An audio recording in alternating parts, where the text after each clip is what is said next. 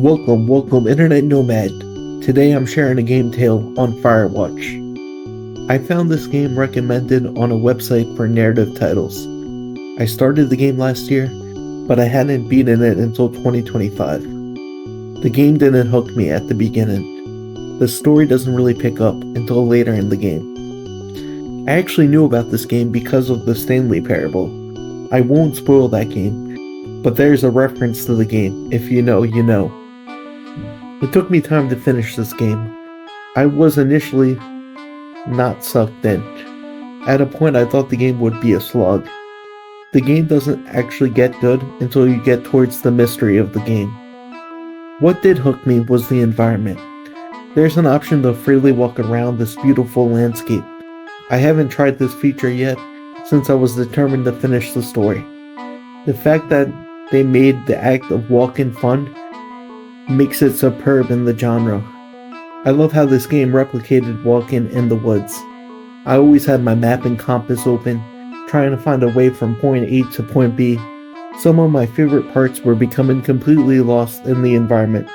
Sometimes I would think I found the shortcut, but instead I would lose my trail.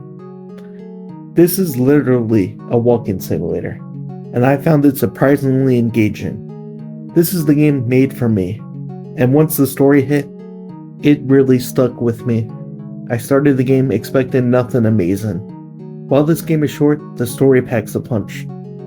This game takes place in 1989. This is a walking simulator that takes place in the woods of Wyoming. The setting plays so much in the story. This place becomes an escape for the people who work there. The setting of the woods contains many secrets from both the current Firewatch people and former ones too. You play as Harry, who takes a job on a Firewatch team. The only connection you have is the one on the other side of the walkie-talkie. The relationship between Henry and Delilah builds through their interactions.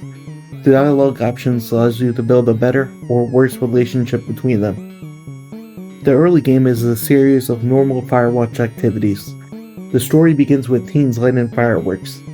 I believe the characters in this game are so charming. Henry opened up after a difficult life, which I won't spoil until the warning. Delilah tests the waters and tries to be friendly. I love that Henry could call in many things or not.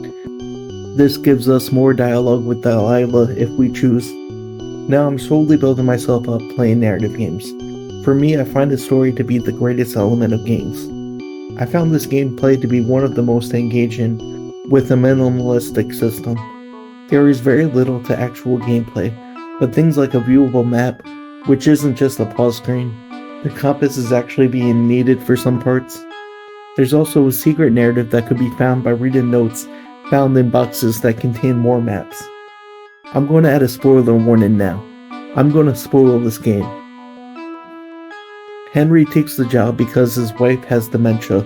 He struggles with how to take care of her. Before the game, Julia moves to Australia to be with her family. For Henry, this job is an escape from the difficult situation. Early in the game, teens are setting off fireworks. It is your job to stop them. Once you get there, an awkward interaction happens between you and the teens. The teens accuse you of glaring at them. The teens cut a communication wire. Henry plans to get them back, but he finds their campsite in disarray.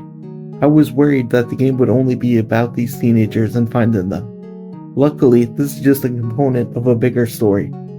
After interacting with the teens, I wanted not to be seen as a creep. The choices weren't great. I found out that this was just a part of a bigger picture. The teens are reported missing, and Delilah has to report that they didn't see them. These lies build throughout the entire game. After this part, the game really goes into higher gear. Henry finds a backpack from a boy named Brian Goodwin. His father Ned was a previous Firewatch.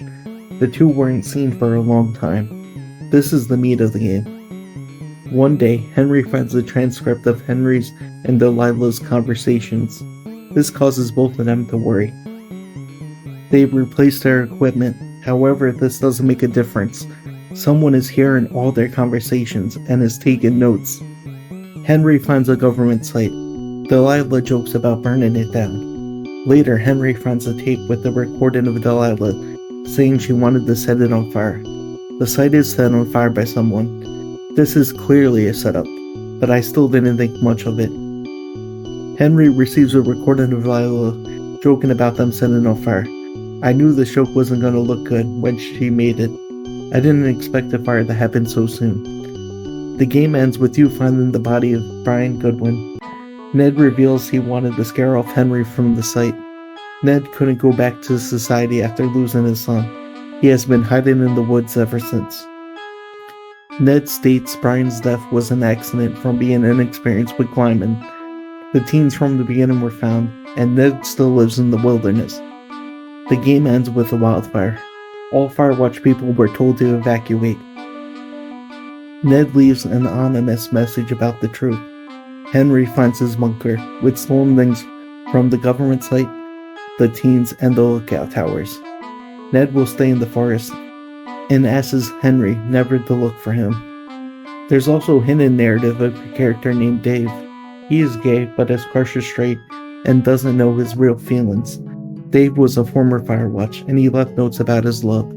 The story is up in the air with the outcome. There's a campsite which might belong to him, so he might still be in the forest like Ned. That's my game tale on Firewatch. Farewell, Internet Nomad.